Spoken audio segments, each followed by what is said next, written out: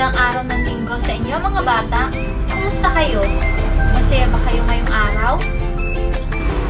Masaya ang Diyos kapag masaya kayo. May tanong si teacher. Mahal niyo ba ang Diyos? Gaano kalaki ang pagmamahal niyo sa Panginoon? Gaano kalaki ang puso ninyo para sa Diyos? Ganito ba? Ganito? O sobrang laki ng pagmamahal niyo sa Diyos? Sige nga, sa pamamagitan ng inyong mga kamay, ipakita niyo nga kung gaano kalaki ang inyong pagmamahal sa Panginoon. Kung gaano kalaki ang puso ninyo para sa Diyos. Ganito ba? Ganito? O sobrang laki ng pagmamahal ninyo? At pagkatapos, sabay-sabay natin sabihin, I love Jesus! Handa na ba kayo? Ngayon, ihugis puso niyo na ang inyong mga kamay. At sabay-sabay nating sabihin, I love Jesus! Mas malakas! I love Jesus! Amen! Sigurado ako, mahal na mahal din kayo ng Panginoon. At para simulan ang ating gawain, tayo na munang manalangin. Diyos Ama namin nasa langit, maraming salamat po Panginoon sa panibagong araw na ito na ibinigay niyo sa amin. Salamat po Panginoon sa patuloy niyong paggabay at pagprotekta sa amin araw-araw. Nawa po sa araw na ito ay gabayan niyo kami upang malinaw naming matutunan at maisagawa ang inyong mga salita. Nawa po ang inyong pong kagustuhan ang mangyari sa aming buhay. Sa pangalan ni Jesus, Amen. At bilang pagpapakita ng ating pagmamahal sa ating Diyos, huwag tayong mahiyang umawit at sumayaw para sa ating Panginoon.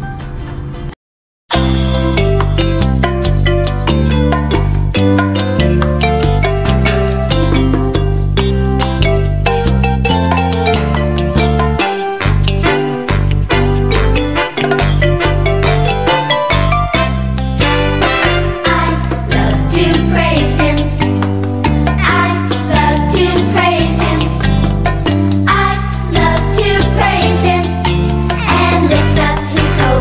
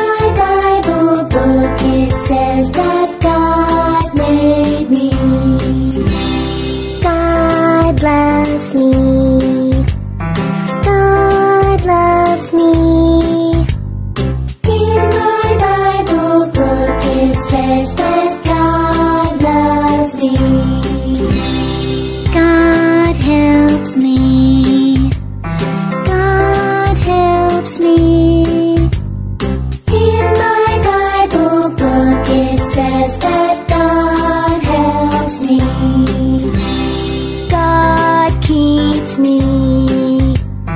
God keeps me. In my Bible book it says that God keeps me. God made me. God made me. In my Bible book it says that God made me.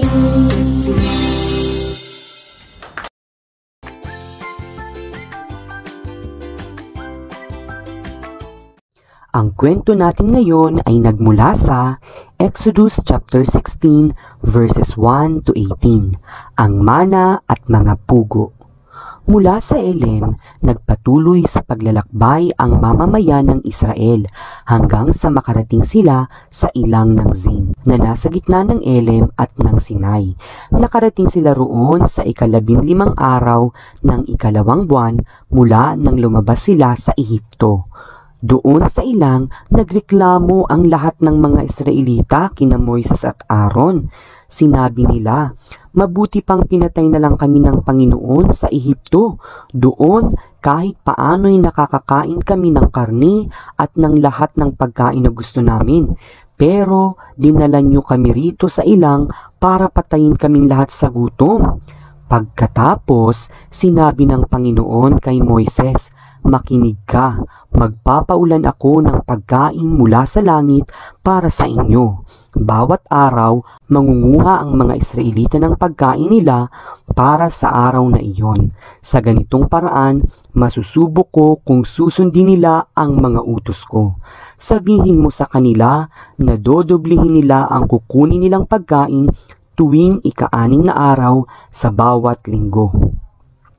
Kaya sinabi nila Moises at Aaron sa lahat ng mga Israelita, ngayong gabi malalaman ninyo na ang Panginoon ang naglabas sa inyo sa Ehipto. At bukas ng umaga makikita ninyo ang makapangyarihang presensya ng Panginoon sapagkat narinig niya ang mga reklamo nyo. Sino ba kami para sa amin kayo magreklamo? Sinabi pa ni Moises, bibigyan kayo ng Panginoon ng karne na kakainin nyo sa gabi at bubusugin niya kayo ng tinapay sa umaga dahil narinig niya ang pagrereklamo ninyo sa Kanya. Hindi kayo nagrereklamo sa amin kundi sa Panginoon. Sino ba kami para sa amin kayo magreklamo? Sinabi ni Moises at Aaron, sabihin ninyo sa buong mamamayan ng Israel na lumapit sila sa presensya ng Panginoon dahil narinig niya ang pagrereklamo ninyo. Habang nagsasalita si Aaron sa buong mamamayan ng Israel, tumingin sila sa ilang at nakita nila ang makapangyarihang presensya ng Panginoon sa ulap. Sinabi ng Panginoon kay Moises, narinig ko ang mga pagrereklamo ng mga Israelita. Sabihin mo sa kanilang gabi-gabi silang kakain ng karne at araw-araw silang magpapakabusog sa tinapay. At malalaman ninyong ako ang Panginoon na inyong Diyos. Nang dapit hapon ding iyon, dumagsa ang mga pugo at napuno nito ang buong kampo. Kinaumagahan, basa ng hamog ang buong kampo. Nang mawala ang hamog, may nakita silang maliliit na bagay sa lupa na puting-puti. Hindi nila alam kung ano ito, kaya nagtanungan sila, ano kaya iyan? Sinabi ni Moises sa kanila, iyan ang pagkain na ibinigay ng Panginoon sa inyo para kainin. Sinabi ng Panginoon, ang bawat isa sa inyo'y mag-ipon nito ayon sa inyong pangangailangan, mga 1 salop bawat tao. Kaya't nanguha ang mga Israelita ng mga pagkain ito. Marami ang kinuha ng iba, habang ang iba naman ay kakaunti lang. Nang takali nila ito, 1 salop ang nakuha ng bawat tao. Ang nagtipon ng marami ay hindi sumobra, at ang nagtipon ng kaunti ay hindi naman kinulang. Tamang-tama lang ang nakuha ng bawat isa. Isang mapagpalang umaga sa inyo, mga kawal ni Jesus. Kayo ba ay talagang kawal ni Jesus? Sige nga, sabihin nga natin, ako ang kawal ni Jesus. Ulitin natin, ako ang kawal ni Jesus. At bilang kawal ni Jesus, tayo ay dapat laging maging handa. Ito ay mangyayari kapag tayo ay puspos ng banal na espiritu, nagbabasa at nakikinig ng kanyang mga salita, at nagbibigay ng papuri sa kanya. Kaya tayo ay magsamba at magpasalamat sa kanya sa araw na ito. Ihanda natin ang ating mga sarili, higit sa lahat ang ating mga puso na pakinggan ang kanyang salita at isabuhay ito.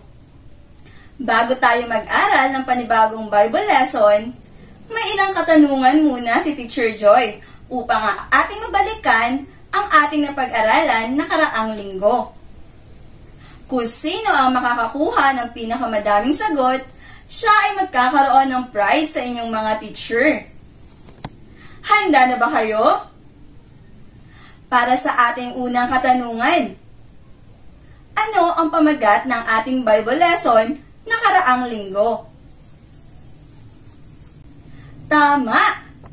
Ito ay ang pagtawid sa dagat na pula. Ikalawang tanong, anong aklat, kabanata, at bersikulo sa Biblia ito nagmula? Tumpa! Ito ay mula sa Exodus chapter 14 verses 1 to 31. Para sa ikatlong katanungan, ano ang pangalan ng dagat kung saan tumawid ang mga Israelita? Tumpa! Ito ay dagat na pula. Para sa ikaapat na tanong, paano nakatawid ang mga Israelita sa dagat na ito? Very good! Ipinakita ng Diyos ang kanyang kapangyarihan sa kanila sa pamamagitan ng paghati sa dagat na pula.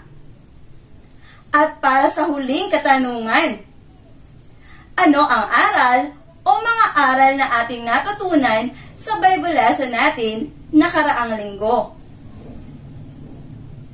Very good! Natutunan natin na ang Diyos ay makapangyarihan. Kanyang ililigtas ang kanyang mga tao dahil mahal niya ang mga ito. Dapat tayo ay laging magtiwala sa Kanya. At tulad ng mga Israelita, tayo din ay niligtas ng Diyos. Niligtas niya tayo sa pagkakaalipin ng kasalanan at sa kaparusahan ng walang hanggang kamatayan. Ang dapat nating gawin ay buong puso nating tanggapin si Jesus, ang tagapagligtas na ipinadala niya, at patuloy na magtiwala sa Kanya. Amen ba yun, mga bata? Amen! Ngayon, ay makinig na tayo ng panibagong Bible lesson. Ito ay nagmula sa Exodus chapter 16 verses 1 to 18. Ang pamagat nito ay ang mana at mga pugo. Nitong mga nakaraang araw, kayo ba ay nagpasalamat sa Diyos sa lahat ng bagay na meron kayo? Nagpasalamat ka ba sa pagkain na iyong kinakain sa araw-araw? Sa mga damit na iyong naisusuot? Sa bahay na iyong tinitirhan? Sa pamilya na nagmamahal o nag-aalaga sa iyo? O sa lahat ng ito, sa halip na kayo ay magpasalamat, kayo ay nagreklamo? Halina't pakinggan natin ang tinuturo sa atin ng Biblia. Ang Diyos ay gumawa ng maraming himala sa Ehipto at inilabas ang kanyang mga tao mula sa pagkakalipin. Noong nakaraang linggo, nalaman natin kung paano niya hinati ang dagat na pula at pinahintulutan ng mga tao na makalakad sa tuyong lupa. Pagkatapos noon, anong nangyari sa kanila? Nang ang mga Israelita ay tumawid sa dagat na pula, natagpuan nila ang kanilang mga sarili sa desyerto. Subukang isipin ang paglalakbay sa isang mainit at tuyo na desyerto. Sa kalaunan ay nagutom ang mga Israelita. Nagsimula silang magreklamo kay Moises. Magbasa tayo mula sa salita ng Diyos para malaman kung ano ang sinabi nila sa kanya sa Exodus chapter 16 verse 3. Ito ang sinabi nila: Mabuti pang pinatay na lang kami ng Panginoon sa Ehipto. Doon, kahit papaano'y nakakain kami ng karne at ng lahat ng pagkain na gusto namin. Pero dinala nyo kami rito sa ilang para patayin kaming lahat sa gutom. Nagpasalamat ba ang mga Israelita sa ginawa ng Diyos para sa kanila noong nakaraan? Hindi. Sa halip, nagreklamo sila. Ano sa palagay mo ang gagawin ng Diyos sa kanyang mga tao para sa pagrereklamo ng ganoon? Ipagpatuloy natin ang pagbabasa at tingnan natin kung ano ang ginawa ng Diyos. Basahin natin sa Exodus chapter 16 verses 4 to 5. Pagkatapos, sinabi ng Panginoon kay Moises, "Makinig ka. Magpapaulan ako ng pagkain mula sa langit para sa inyo. Bawat araw, mangunguha ang mga Israelita ng pagkain nila para sa araw na iyon. Sa ganitong paraan, masusubok ko kung susundin nila ang mga utos ko. Sabihin mo sa kanila na doblehin nila ang kukunin nilang pagkain tuwing ika-6 na araw ng bawat linggo." Naglaan ng Diyos ng tinapay mula sa langit na tinawag ng mga tao na mana.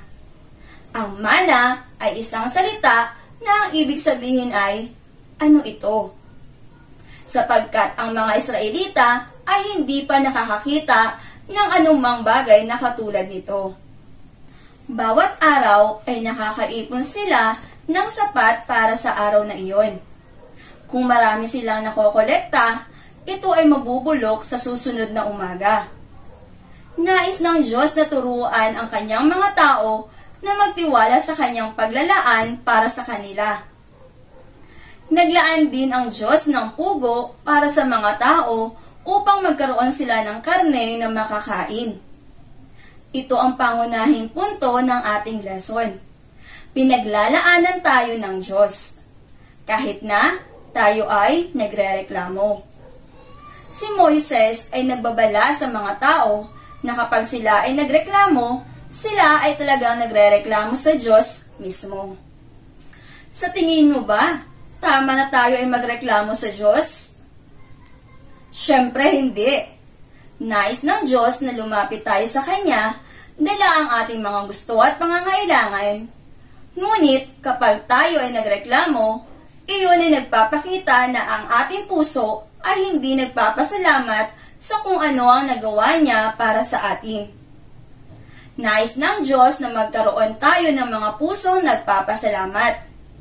Nakita ng mga Israelita ang Diyos na gumawa ng lahat ng uri ng himala noong nilabas sila sa Ehipto. Nakita nila ng kanilang mga sariling mga mata nang ibinaba ng Diyos ang mga salot at hinati ang dagat na pula. Ang bilis nilang nakalimutan ng Diyos. May karapatan ang Diyos na parusahan ang mga Israelita para sa kanilang kasalanan. Ngunit ano ang ginawa niya sa halip? Ang Diyos ay naglaan para sa kanyang mga tao, kahit na sila ay nagrereklamo. Ganon din ang ginagawa ng Diyos para sa atin ngayon. Madalas tayong magreklamo laban sa Kanya, sa pag-aakalang wala siyang pakialam sa atin, dahil hindi tayo lagi nakakakuha ng paraan o bagay na gusto natin. Sa halip na parusahan ang ating kasalanan, gumawa ang Diyos ng paraan para lalo tayong mapalapit sa Kanya. May nakakaalam ba sa inyo kung paano ginawa iyon ng Diyos? Nakita ng Diyos kung gaano kalayo ang ating mga puso sa Kanya. Kaya bumaba siya mula sa langit at namuhay ng isang perpektong buhay at namatay sa krus bilang perpektong sakripisyo para sa ating kasalanan.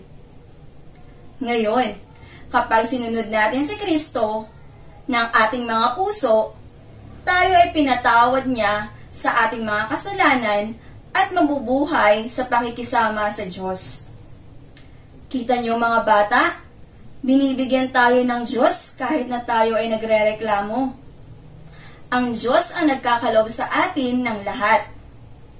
Nais niyang magpasalamat tayo sa lahat ng ito ng may buong puso. huwag tayong magreklamo. Ano-ano ang mga dapat natin ipagpasalamat sa Diyos? Magpasalamat tayo sa mga pisikal na bagay na ipinagkakaloob niya sa atin tulad ng mga pagkain sa araw-araw, kasuotan, tirahan, pamilya sa ating tahanan at simbahan, at marami pa. Magpasalamat tayo sa buhay na ipinagkaloob niya sa atin. Magpasalamat tayo sa Biblia at sa banal na Espiritu na ipinagkaloob niya upang gabayan tayo bilang isang Kristiyano. At higit sa lahat, magpasalamat tayo sa regalong kaligtasan at sa tagapagligtas na si Jesus na ipinagkaloob niya upang tayo ay matubos sa kabayaran ng ating mga kasalanan. Ngayon, ang iniiwan kong katanungan sa inyo mga bata, kayo ba ay magtitiwala sa ating Diyos o hindi? Kayo ba ay magrereklamo o kayo ay magpapasalamat? Naniniwala ka ba na siya ang ating dakilang tagapagbigay o hindi? Manalangin tayo sa Diyos at Kanyang ibibigay kung ano ang makakabuti para sa atin. Hindi ibig sabihin na siya ang dakilang tagapagbigay ay ibibigay niya sa atin ang lahat ng ating gusto. Alam niya kung ano ang mas nararapat para sa atin. Huwag tayong magreklamo. Sa halip, palagi tayong magpasalamat. Kaya sabay-sabay nating basahin ang ating life verse na mula sa Exodus chapter 16, verse 12. Narinig ko ang mga pagrereklamo ng mga Israelita. Sabihin mo sa kanilang, gabi-gabi silang kakain ng karne at araw-araw silang magpapakubusog sa tinapay. At malalaman niyong ako ang Panginoon na inyong Diyos. Tayo nang manalangin. Diyos Ama naming dakilang tagapagbigay, nagpapasalamat po kami sa lahat ng bagay na pinagkaloob niyo po sa amin, higit po sa lahat sa regalong kaligtasan sa pamamagitan ni Jesus na aming tagapagligtas. Sa kabila, Panginoon, ng lahat ng iyong pinagkaloob sa amin, patuloy kami nagrereklamo. Patawad po, Ama. Sa pamamagitan po ng aming natutunan mula sa iyong mga salita, tulungan niyo po kami na maging mga bata na patuloy na nagbibigay ng pasasalamat sa inyo at hindi nagrereklamo. Ito po ang aming dalangin sa pangalan ni Jesus na aming tagapagligtas. Amen. At bago tayo dumako sa ating announcement, batiin natin ang ating mga kasama ng isang magandang umaga. Palaging tandaan na ang ating video worship service at Barangay Bible Study ay tuwing linggo, 8:08 ng umaga. Patuloy nating ibahagi si Jesus sa iba, higit sa lahat sa ating pamilya. Ipanalangin natin nang patuloy na sana ay mawala na ang pandemya na ating nararanasan para makapunta na tayo sa DPC upang doon magtipon-tipon. Mag-ingat palagi mga bata. Paalam!